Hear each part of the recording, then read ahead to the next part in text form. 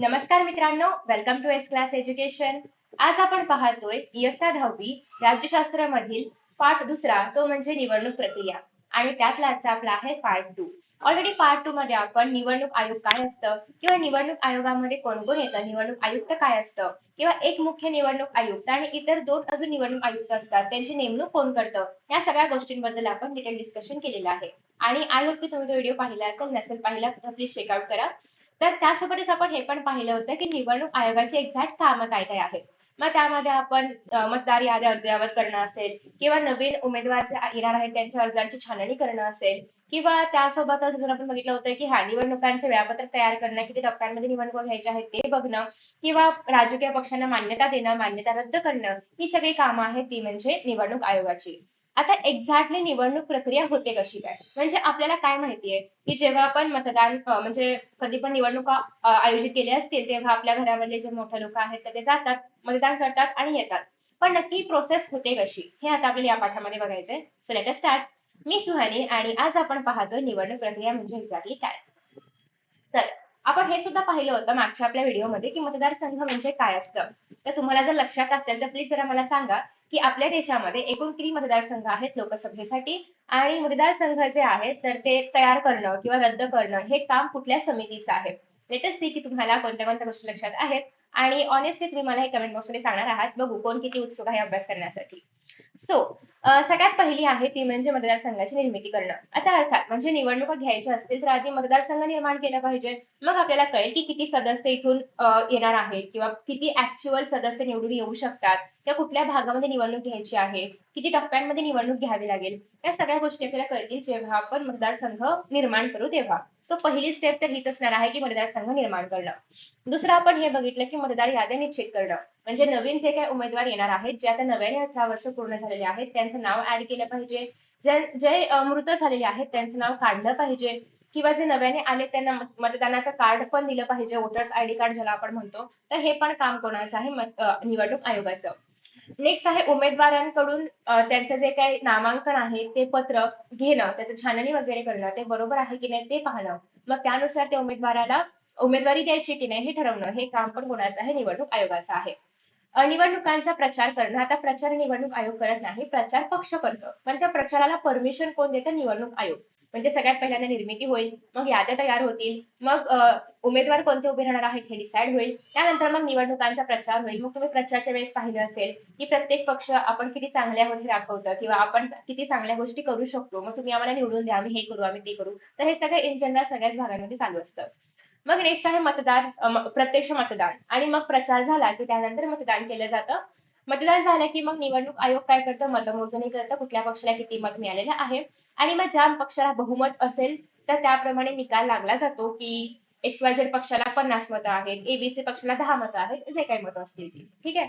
So हे मतदान झाल्यानंतर मतमोजणी करून त्याचा निकाल लावला जातो. आणि मग काही वाद असतील, जसं की तुम्हाला आधी सांगितल्याप्रमाणे की कधी कधी असं होतं की एक्सेप्ट नाही करत काही पक्ष की हे खरंच मतमोजणी खरी केलेली आहे का, किंवा ईव्हीएम मध्येच काहीतरी गडबड असेल किंवा यांनाच कशी काय जास्त मतं मिळाली, आम्हाला मिळायला हवी होती, किंवा कोणीतरी काही फेरफार नाही केला ना मतदानामध्ये, म्हणजे मतदाराच्या संख्येमध्ये वगैरे, किंवा हे अशा बऱ्याचशा गोष्टींबद्दल वाद होत असतात. आणि मग ते सगळं सोडवणं हे सगळं कोणाच्या हातामध्ये असतं, निवडणूक आयोगाच्या हातामध्ये असतं. कधी कधी असं असतं की वाद इतके विकोपाला जातात की निवडणूक आयोगाला त्या ठिकाणी पुन्हा निवडणुका घ्याव्या लागतात.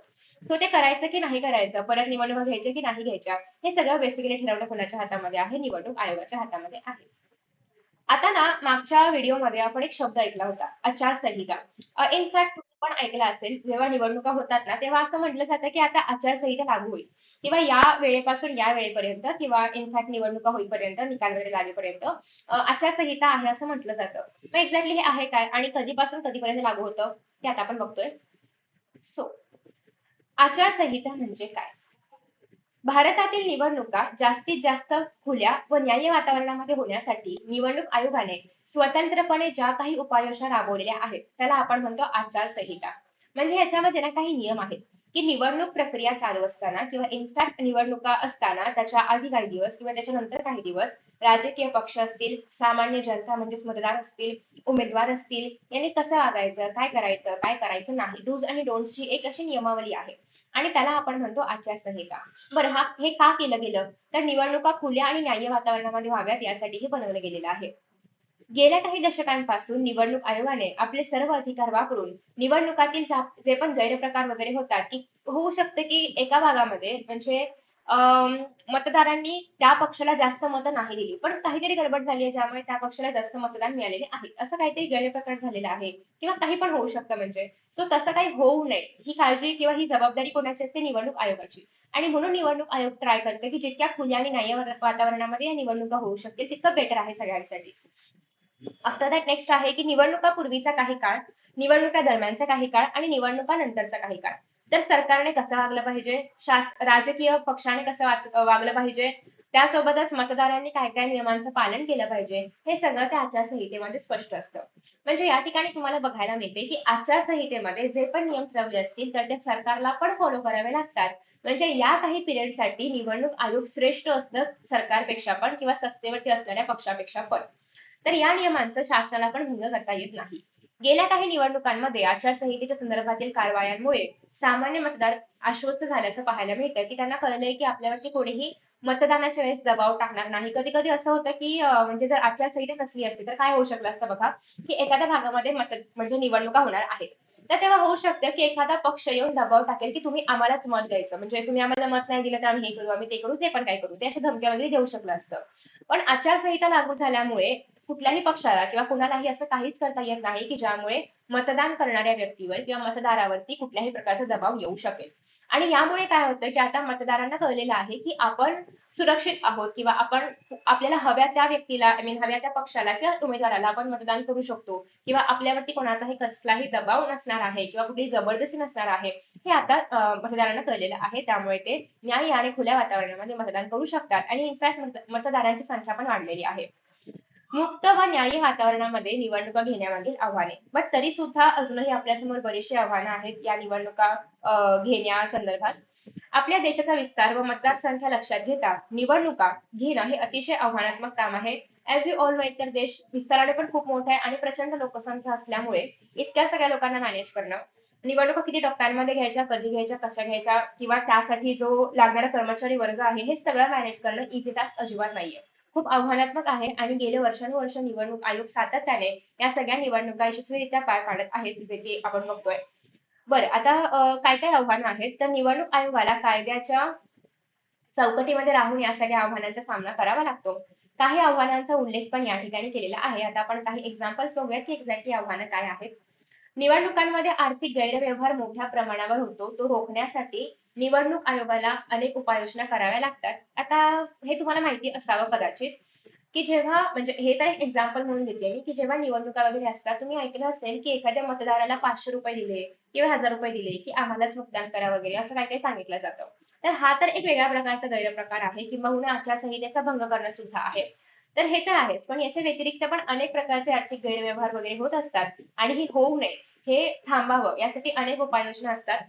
इनफॅक्ट हे पण असतं की ज्या पण निवडणुका होतील त्याचा खर्च सरकार करणार आहे किंवा त्या बजेटमध्ये लिहिलेलं असतं सगळ्या गोष्टी. सो त्याच्यामुळे असं असतं की सरकारने ठराविक अमाउंट ऑलरेडी काढलेली आहे निवडणुकांसाठी. सो तेवढ्यातच त्या निवडणुका झाल्या पाहिजेत. सो त्याच्यामुळे कुठल्याही प्रकारचा आर्थिक गैरव्यवहार वगैरे होता कामा नये. काही उमेदवारांची गुन्हेगारी पार्श्वभूमी असून पण राजकीय पक्ष त्याला तिकीट देतात आणि ते निवडून येतात. अगेन ह्याचे पण एक्झाम्पल्स तुम्ही बघितले असतील. म्हणजे काही लोक प्रचंड गुन्हे करतात. ते जेलमध्ये असतात आणि जेलमधून पण ते निवडणुका लढवून निवडून येतात. म्हणजे this is what kind of democracy we have. But या दिस इज इट. सो अशा बऱ्याचशा गोष्टी होतात आणि खरं तर हे नाही झालं पाहिजे. म्हणजे जनतेला पण माहिती असतं की तो व्यक्ती गुन्हेगार आहे. पक्षाला पण माहिती असते की तो व्यक्ती गुन्हेगार आहे, पण तरीही त्याला तिकीट दिलं जातं आणि सरप्राईझिंगली तो निवडूनही येतो व्यक्ती. म्हणजे कदाचित असं पण होऊ शकतं की एकतर नागरिक घाबरलेले आहेत, असू शकतात मतदार जे आहेत ते घाबरलेले आहेत किंवा असं आहे की त्यांना त्याच्यापेक्षा चांगला उमेदवारच नाही मिळत आहे त्या ठिकाणी निवडून येण्यासाठी. अशा 2-3 पॉसिबिलिटीज या ठिकाणी असू शकतात. बट हा, हे सुद्धा आपल्याकडे अजूनही होतंय. तर यामुळे काय होतंय की राजकारणाचं गुन्हेगारीकरण होत आहे आणि त्याचबरोबर निवडणूक आयोगाला मुक्त वातावरण राखण्यामध्ये अडचणी निर्माण होत आहेत, की म्हणजे उमेदवार कसा असावा, उमेदवार आदर्श असावा, कार्यक्षम असावा, जनतेच्या मताचा आदर करणारा असावा. हे आपण ऑलरेडी बघितलंय. उमेदवार कसा असावा किंवा एक प्रतिनिधी कसा असावा त्याची वैशिष्ट्ये पण बघितलेली आहेत. सो जर एखाद्या व्यक्तीची गुन्हेगारी पार्श्वभूमी असेल तर हे सगळे गुण जे आहेत तर ते त्याच्यामध्ये आहेत का, किंवा तो व्यक्ती उमेदवार म्हणून उभा राहायला हवा का, याचाही विचार आपण केला पाहिजे आणि त्यानुसार आपण मतदान केलं पाहिजे. निवडणुकांमध्ये होणारी जी काही हिंसा आहे हे पण मोठं एक आव्हान आहे. निवडणुकीदरम्यान तुम्ही पाहत असाल की बऱ्याच ठिकाणी हिंसेचं प्रमाण वाढतंय किंवा हिंसाच असं नाही, म्हणजे कधी कधी एकमेकांवरती कुठल्याही प्रकारे काही पण बोलणं असेल किंवा कुठल्याही प्रकारे गुन्हे वरचेवर असं फेकणं असेल, अशा बऱ्याचशा गोष्टी होत असतात. आणि मग ह्या सगळ्या रोखण्यासाठी राजकीय पक्षांनीच स्वतःहून पुढाकार घेतला पाहिजे, की त्यांनी जोपर्यंत राजकीय पक्ष हे नाही पुढाकार घेऊन करणार तोपर्यंत कदाचित या सगळ्या गोष्टी नाही थांबणार. आणि निवडणूक आयोगाला पण राजकीय पक्ष जर येऊन स्वतःहूनच न्याय पद्धतीने किंवा त्यांनी स्वतःहूनच गैरप्रकार जर टाळले तर कदाचित अजून चांगल्या पद्धतीने निवडणुका ज्या आहेत तर त्या भारतामध्ये अजून न्याय्य, अजून शांततामय मार्गाने घेतल्या जाऊ शकतात. आणि किंबहुना दिस विल बेनिफिट टू द निवडणूक आयोग असो. आता पहिल्या लोकसभा निवडणुकीच्या वेळी मतदार याद्या तयार करण्याचे काम आव्हानात्मक होते.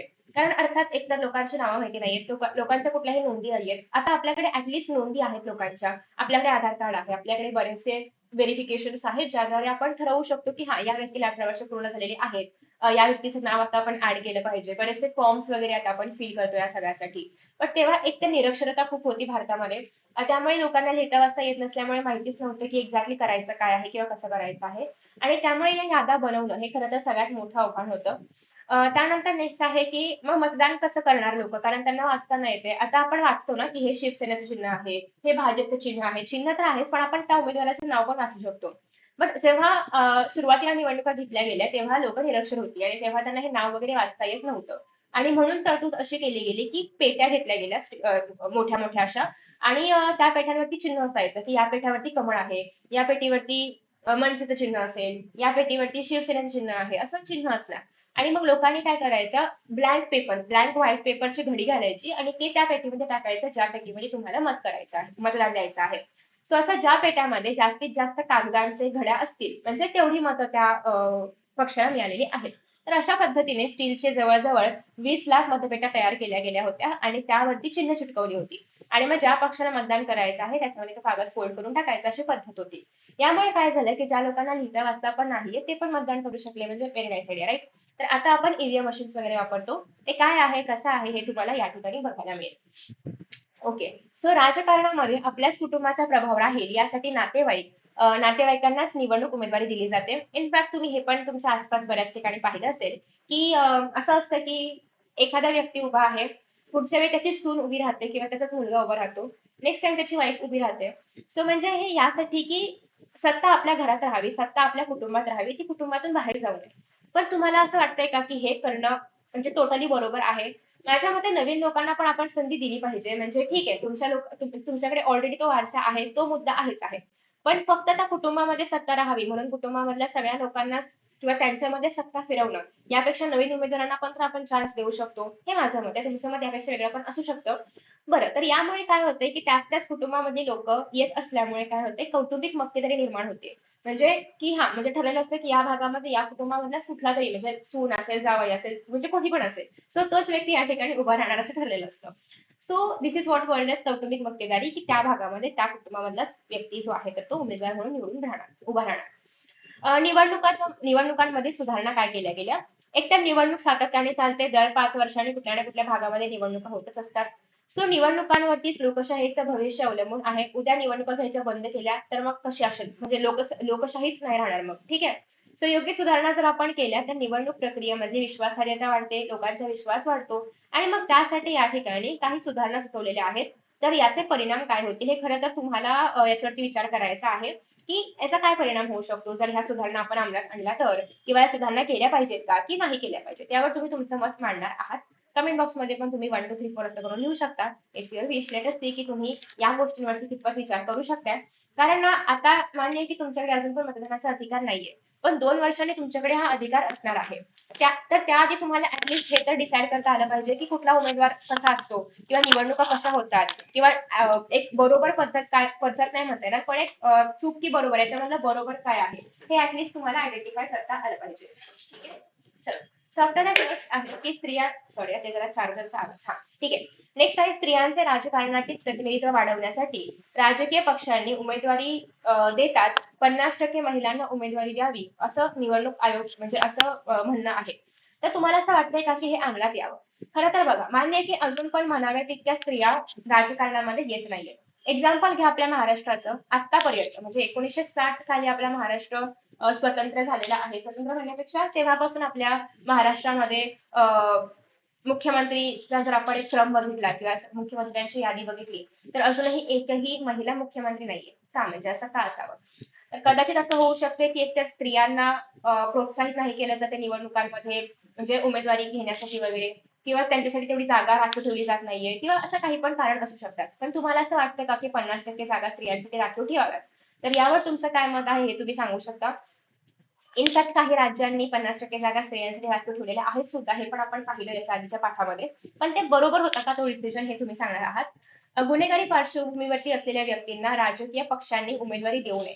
हे तर माझं मत आहे की ज्या लोकांची किंवा ज्या उमेदवारांची पार्श्वभूमी गुन्हेगारी आहे, जे ऑलरेडी गुन्हेगारी केलेली आहे, ज्यांनी ऑलरेडी जे जेलमध्ये आहेत, तर तुम्ही त्यांच्याकडून असं कसं अपेक्षा करू शकता की ते समाजामध्ये शांततामय वातावरण ठेवू शकतात किंवा ते समाजामध्ये न्याय्य वातावरण ठेवू शकतात. असं तुम्ही कसं काय त्यांच्याकडून अपेक्षा करू शकता बेसिकली. हे माझं मत आहे. तुमचं वेगळं असू शकतं. अगेन संविधानानेच आपल्याला आपलं मत मांडण्याचा अधिकार दिलाय सो तो मांडला पाहिजे. लेट अस से की कोण कोण सुजाण आणि काय म्हणत आपण एक सुजाण नागरिक आहे किंवा आपल्या देशाचं भविष्य आहे की जे याच्यावरती मत मांडू इच्छित आहे. लेट अस से. त्यानंतर पुढे आपल्याला काय विचारलेलं आहे. हा त्यानंतर नेक्स्ट आपल्याकडे आहे ते म्हणजे ओके. सो या संदर्भामध्ये न्यायालयाने दिलेले निर्णयाचे काटेकोर पालन करावे. नेक्स्ट आहे निवडणुकांचा खर्च सरकारने करावा आणि यामुळे काय होतंय की कुठल्याही प्रकारचा आर्थिक तर निवडणुकांचा खर्च सरकारने केल्यामुळे कुठल्याही प्रकारचा आर्थिक गैरवापर होणार नाही किंवा गैरवापराला आळा बसेल. त्यानंतर असं आहे की लोकप्रतिनिधींच्या कायद्यातही त्या दृष्टीने बदल केले पाहिजे. गुन्हेगारी पार्श्वभूमीचे उमेदवार निवडणुकीमध्ये सामील होणार नाही त्याची काळजी घेतली पाहिजे. अर्थात याच्यामध्ये प्राथमिक रिस्पॉन्सिबिलिटी पक्षाची पण आहे की त्याने म्हणजे कुठल्याही पक्षाने गुन्हेगारी पार्श्वभूमी असलेल्या व्यक्तीला उमेदवारी देऊच नये किंवा तिकीट देऊ नये. आणि असं होऊ शकतं की काही लोक जे आहेत तर ते अपक्ष म्हणून उभे राहायचं बघतात. अपक्ष म्हणजे कुठल्याही पक्षातून उमेदवारी घ्यायची नाही तर आपला स्वतःचा पक्ष निर्माण करायचा किंवा कुठल्याही पक्षात न राहता आपण स्वतःहून इंडिव्हिज्युअली निवडणूक लढायची असा पण ऑप्शन असतो. तर असं असेल तर मग निवडणूक आयोगाने पण पाहिलं पाहिजे की अशा लोकांचा अर्ज एक्सेप्ट नाही करायचा किंवा म्हणजे ज्यांची पण गुन्हेगारी पार्श्वभूमी आहे, ज्यांचे पण गुन्हे खरंच सिद्ध झालेले आहेत अशा लोकांबद्दल बोलतोय. काही वेळेस असं पण होतं की बरेचसे फॉल्स एलिगेशन्स पण असतात तर त्याबद्दल आपण नाही बोलत आहोत. पण ज्यांचा खरा म्हणजे ज्यांच्यावर खऱ्या अर्थाने गुन्हा सिद्ध झालाय तर अशा लोकांबद्दल आपण बोलतोय. त्यानंतर नेक्स्ट असं आहे की मतपेटी ते ईव्हीएम मशीन. ईव्हीएम म्हणजे इलेक्ट्रॉनिक वोटिंग मशीन. तर आपण पाहिलं की सुरुवातीला अशा मतपेट्या होत्या स्टीलच्या वगैरे आणि त्याच्यामध्ये पक्ष्यांचं चिन्ह वगैरे असायचं आणि मग आपण त्याच्यामध्ये हे टाकायचो, चिठ्ठ्या वगैरे टाकायचो. सो मग तिथून सुरुवात झाली होती निवडणुका घ्यायला. पण 1990च्या दशकापासून इलेक्ट्रॉनिक वोटिंग मशीन म्हणजे ईव्हीएम वापरण्यात आलं. मतदान करताना यंत्राचा वापर सुरू झाल्यामुळे अनेक एकतर सोप्या गोष्टी झाल्या कारण हे सगळं काउंट करणं पण इझी झालं आणि सगळ्या उमेदवारांची नावं असायची. तर इथे कसं असतं बेसिकली या ठिकाणी तुम्हाला उमेदवाराचं नाव आणि चिन्ह बघायला मिळतं. इथे एक्स वाय झेड जे काही नाव असेल त्यांनी या ठिकाणी चिन्ह असतं आणि मग तुम्हाला इथे एक मत म्हणजे एक बटन बघायला मिळतं. त्यावर आपण क्लिक केलं की हे जे बटन म्हणजे हे जे लाईट आहे ते रेड होतं. इट मीन्स की तुमचं मत झालं आहे देऊन. ठीक आहे. आणि मग तुम्ही कोणाला मत दिलं ते या ठिकाणी बघायला मिळतं आणि ते मत रजिस्टर होतं की या पक्षाला एक मत मिळालेलं आहे किंवा या व्यक्तीचं मत देऊन झालेलं आहे. आणि मग तुम्हाला बाहेर आल्यानंतर ती इंक लावली जाते, शाई लावली जाते जेणेकरून तुम्ही मतदान दिलंय हे क्लिअर होतं त्याच्याने. ठीक आहे. सो मग इव्हन इनफॅक्ट तुम्हाला बघायला मिळेल की या ठिकाणी खाली एक ऑप्शन आहे. तो असतो नोटाचा ऑप्शन. नोटा म्हणजे काय? या पूर्ण लिस्टमध्ये जे पण उमेदवार आहेत, मला कोणालाच मतदान नाही करायचंय. मला यापैकी कुठल्याही उमेदवाराला मतदान नाही करायचंय. तेव्हा आपण नोटाला मत देतो. जेव्हा आपण नोटाला मत देतो, तेव्हा ते मत कुठल्याही उमेदवाराला किंवा कुठल्याही पक्षाला जात नाही. ठीक आहे. सो दिव्यांग व्यक्तींनाही मतदान करणं सोपं जाऊ लागलं आणि पर्यावरणाच्या रक्षणाला पण मदत झाली कारण एवढी सगळी कागद लागायची आधी मतदान करायला, ते चिठ्ठ्या-बिठ्ठ्या करायला. सो खूप वृक्षतोड करावी लागायची, खूप कागद लागायची, ती परत वेस्टच जायची. सो मग त्याच्यामुळे अगेन वृक्षतोडीला पण प्रतिबंध मिळाला आणि ईव्हीएम मशीनमुळे मतमोजणी करणं इझी झालं आणि त्याच्यामुळे पटकन निकाल लागू लागले. ठीक आहे. कारण आधी ते सगळ्या चिठ्ठ्या मोजा, मग त्यांचे ते बरोबर मोजलं आहे की नाही ते बघा. तर आधी खूप जास्त ट्रॅडिशनल मेथड खूप जास्त अवघड होती. पण आता जी मेथड आहे त्यानुसार इझिली मतमोजणी पण करता येते, निकाल पण लवकर लागतात. सो ऍडव्हान्समेंट आहे, टेक्नॉलॉजी नवीन आलेली आहे. त्यानंतर आहे आता निवडणुकांचे अनेक प्रकार असतात. एक तर पहिला प्रकार आहे ते म्हणजे सार्वत्रिक निवडणुका. म्हणजे काय दर 5 वर्षांनी ज्या निवडणुका तुम्हाला बघायला मिळतात जनरल त्याला आपण म्हणतो सार्वत्रिक निवडणुका. म्हणजे दर 5 वर्षांनी ज्या पण लोकसभेच्या निवडणुका होतात दॅट इज सार्वत्रिक. सगळ्या ठिकाणी होतात त्या. मध्यावधी निवडणुका म्हणजे काय? कधी कधी असं होतं की एखादा उमेदवार निवडून आला, पण त्याचा 5 वर्षांचा पिरियड आहे तो पूर्ण होण्याआधीच पूर्ण सरकार जे आहे तर ते अल्पमतामध्ये आलं. हे कधी होतं? मोस्टली जेव्हा आघाडीचं शासन असेल तेव्हा. आघाडीचं शासन म्हणजे काय? दोन किंवा दोनपेक्षा अधिक पक्ष एकत्र येतात आणि ते सरकार बनवतात, जेव्हा कुठल्याही एका पक्षाला बहुमत नसेल स्पष्ट तेव्हा. तुम्ही पाहिलं असेल महाराष्ट्रामध्ये आपण असं म्हणू शकतो की आता युती आहे, पण याच्या आधीचं जे सरकार होतं, तर तेव्हा जेव्हा तुम्हाला बघायला मिळत असेल की उद्धव ठाकरे जेव्हा आपल्या महाराष्ट्राचे मुख्यमंत्री होते, तर तेव्हा आघाडीचं सरकार होतं. कारण तेव्हा 3 पक्ष एकत्र येऊन त्यांनी सरकार बनवलं होतं, कारण कुठल्याही एका पक्षाला बहुमत नव्हतं. मग तेव्हा काय व्हायचं? जे 3 पक्ष आहेत, फॉर एक्झाम्पल एबीसी घेऊयात आपण कुठलंही नाव घेण्याऐवजी, तर या 3 पक्षांनी मिळून सरकार बनवलं. फॉर एक्झाम्पल या पक्षाने म्हटलं की मला आता नाही राहायचं तुमच्यासोबत आणि त्यांनी काढून घेतलं त्यांचं बहुमत किंवा त्यांचा पाठिंबा काढून घेतला.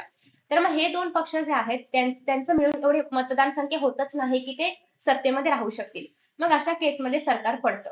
आणि सरकार जर पडलं तर याच्यामध्ये एकतर ऑप्शन असतं की इतर कोणीतरी फॉर्म करावं बहुमत आणि त्यांनी सत्तेमध्ये यावं, किंवा तेही होत नसेल तर मग लास्ट पर्याय म्हणजे या ठिकाणी पुन्हा निवडणुका घ्याव्या लागतात 5 वर्ष पूर्ण होण्याआधी. आणि त्याला आपण म्हणतो मध्यावधी, म्हणजे अवधी पूर्ण होण्याआधी मध्यावधी निवडणुका झाल्या. ठीक आहे. नेक्स्ट आहे ते म्हणजे पोटनिवडणुका. आता हे पूर्ण सरकारसाठी नाही होत. कधी कधी असं होऊ शकतं की एखादा उमेदवार जो आहे लोकसभा विधानसभा मधला किंवा स्थानिक शासन संस्थांमधला पण अचानक त्याने राजीनामा दिला काही कारणास्तव किंवा त्या व्यक्तीचा मृत्यू झाला, तर फक्त ती जी जागा रिकामी झालेली आहे फक्त तेवढ्या भागातच पुन्हा निवडणुका घेतल्या जातात, फक्त त्या भागापुरत्या. त्याला आपण म्हणतो पोटनिवडणुका. ठीक आहे, डन. सो हे 3 प्रकारच्या निवडणुकांबद्दल तुम्ही न्यूज मध्ये किंवा आपल्या वर्तमानपत्रांमध्ये वगैरे वाचलं असेल, ऐकलं असेल. तर 8 ऑक्टोबर 2010 रोजी निवडणूक आयोगाने तज्ज्ञांचा समावेश असलेल्या एका समितीची स्थापना केली आणि इलेक्ट्रॉनिक मतदान यंत्रामध्ये मतदाराची पडताळणी पावती म्हणजे VVPAT, that is voter verified paper audit trail, तर ही सुविधा समाविष्ट करण्याचे ठरवले. व त्यास सर्व राजकीय पक्षांनी पाठिंबा पण दिला. तर त्यांच्या मते मत दिलंय की नाही ते नोंदवलं गेलं पाहिजे ना. म्हणजे मी बटन दाबलं, बट मला कसं कळणार की मी जे ज्याला मत दिलंय त्यालाच ते मत दिलंय? व्हॉट इफ मशीन मध्ये काहीतरी बिघाड असेल, मी मतदान केलं ए पक्षाला आणि माझं मत बी पक्षाला जाते ऑटोमॅटिकली. सो असं काही होत नाहीये ना. तर यासाठी मग व्हीव्हीपॅट आहे की ज्याच्यामध्ये दिसतं की तुम्ही मतदान केलंय, म्हणजे या पक्षाला मतदान तुमचं गेलेलं आहे. मग ते तुम्ही व्हेरीफाय करायचं की हे बरोबर आहे का. ठीक आहे. सो यामुळे अगेन निवडणुकीमधले गैरव्यवहार जे आहेत ते रोखले गेले. तर या पाठामध्ये आपण निवडणूक प्रक्रिया काय असतात किंवा कशा घेतल्या जातात, त्याची काय कामं आहेत, निवडणूक आयोग काय आहे वगैरे हे सगळं पाहिलं. आणि आय होप की तुम्हाला हा व्हिडिओ आवडला असेल. आवडला असेल नक्कीच लाईक करा, शेअर करा. आणि ही जी आपली विजन सिरीज आहे त्यामध्ये आता आपण राज्यशास्त्राचे 2 चॅप्टर्स कंप्लीट केलेले आहेत. भूगोलाचे 4 चॅप्टर्स आणि इतिहासाचे 3 चॅप्टर्स कंप्लीट केलेले आहेत. सो आय होप की मी पूर्ण युनिट टेस्टचा सिलेबस कंप्लीट केलेला आहे, इनफॅक्ट थोडा जास्त. बट तरी सुद्धा मी व्हिडिओज अपलोड करत राहील, कारण जितक्या लवकर सिलेबस कंप्लीट होईल तितकं तुम्हाला इझिली बाकीच्या विषयांकडे पण लक्ष देता येईल. तर हे तर विषय चालू आहेतच, पण याच्या व्यतिरिक्त मी अजून कोणत्या विषयावरती व्हिडिओज अपलोड केले पाहिजेत हे नक्की सांगा. By the way, thank you so much for watching and see you in the next session. Bye.